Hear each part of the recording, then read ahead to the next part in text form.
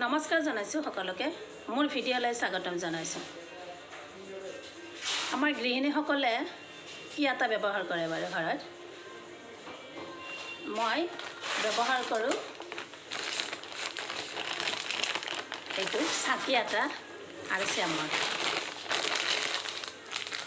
তাকে খুলিছে এইটো চাকি আটা আৰু চেমৰ।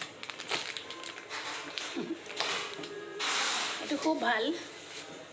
দামটো আপোনাৰ পাৰ কিলো 68, কিন্তু যদিহে RCMত ৰেজিষ্ট্ৰেশ্যনটো থাকে তেতিয়াহ'লে বহুত কম দামতে পোৱা যায়।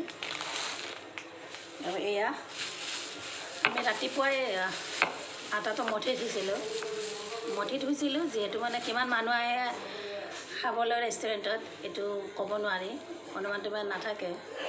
সেইটো কাৰণে আমি এবাৰ বা দুবাৰতে মঠি থৈ দিওঁ। এইটো আমি ৰাতিপুৱা মঠি থৈ দিছিলোঁ, এতিয়াও মই মানুহ আহোঁতে বনাই দিছোঁ। এতিয়া আপোনাৰ প্ৰায় 7টাই বাজে সন্ধিয়া।